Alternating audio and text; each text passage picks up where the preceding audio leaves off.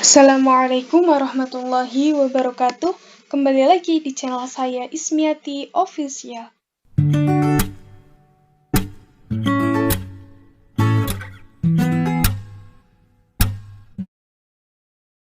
Kali ini saya akan memberikan materi pendidikan tentang pecahan.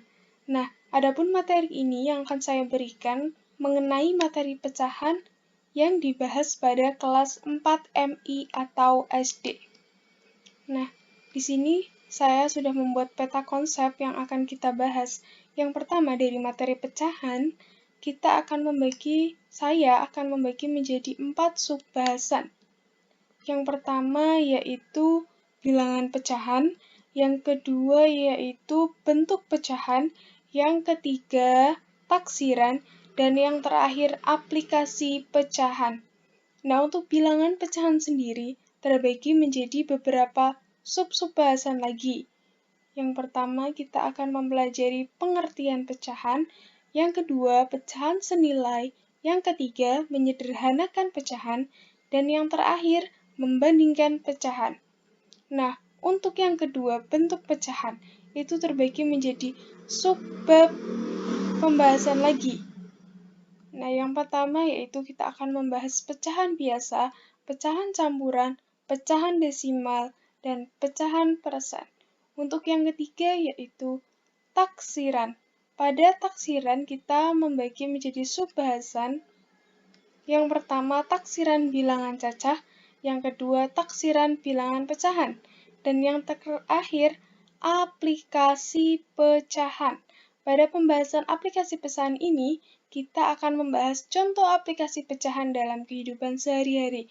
Nah, nanti pecahan yang telah kita bahas, kita akan hubungkan dengan kehidupan sehari-hari, tentunya yang dekat dengan kehidupan siswa.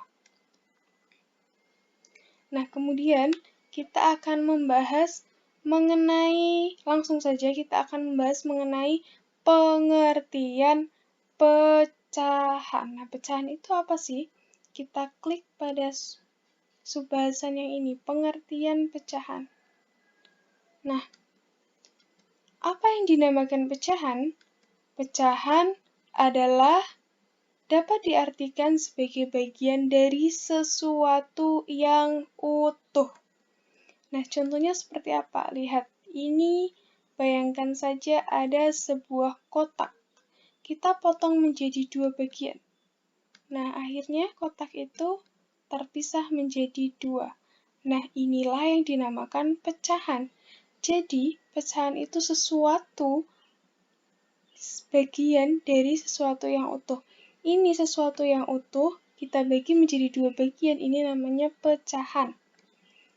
Nah, adapun satu bagian dari persegi tadi yang telah kita potong, nah ini dapat kita tuliskan 1/2. Jadi 1/2 maksudnya adalah 1 dari 2 pecahan tadi.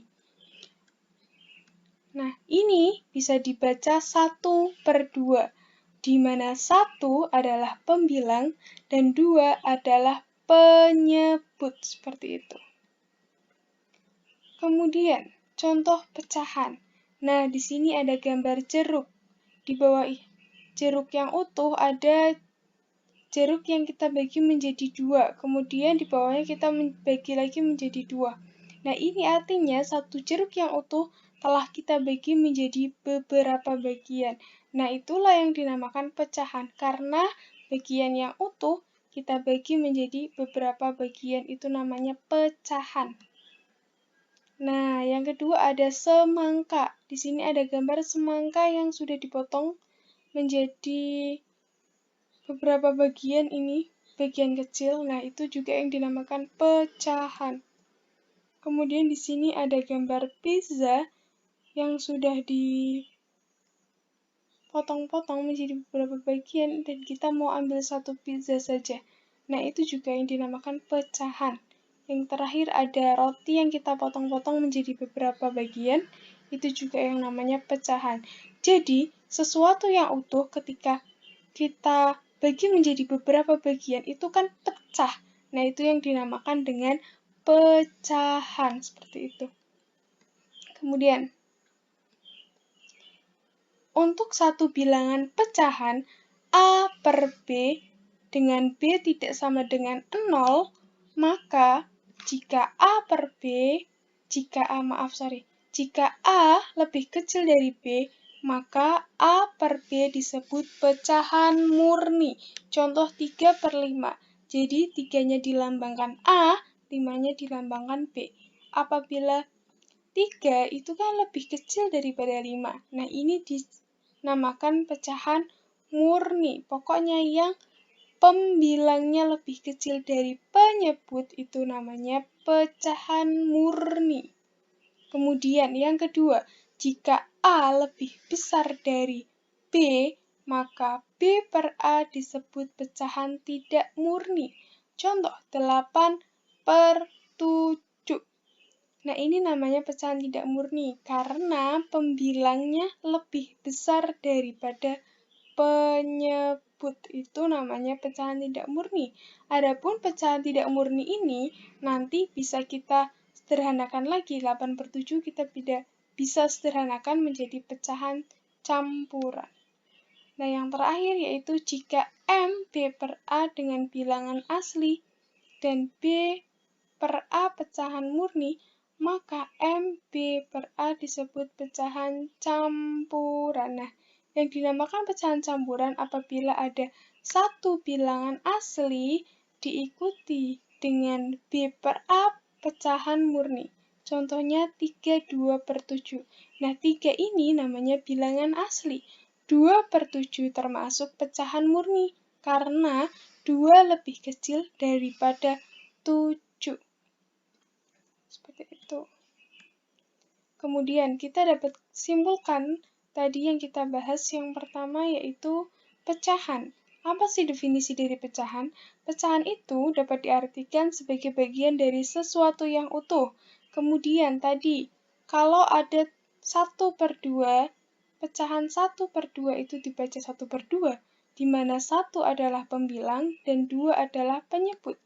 Kemudian, pecahan 3 per 5 disebut pecahan murni karena pembilang lebih kecil daripada penyebut. Kemudian, ada 8 per 7 dinamakan pecahan tidak murni karena pembilang lebih besar daripada penyebut. Yang terakhir, 3/2 per 7 dinamakan pecahan campuran karena ada campuran bilangan dari bilangan asli yaitu 3 dan 2 per 7 yaitu bilangan pecahan murni. Nah, sekian dari saya tentang definisi pecahan itu apa. Semoga bermanfaat untuk kalian semua. Jangan lupa like, comment, and subscribe. Thank you.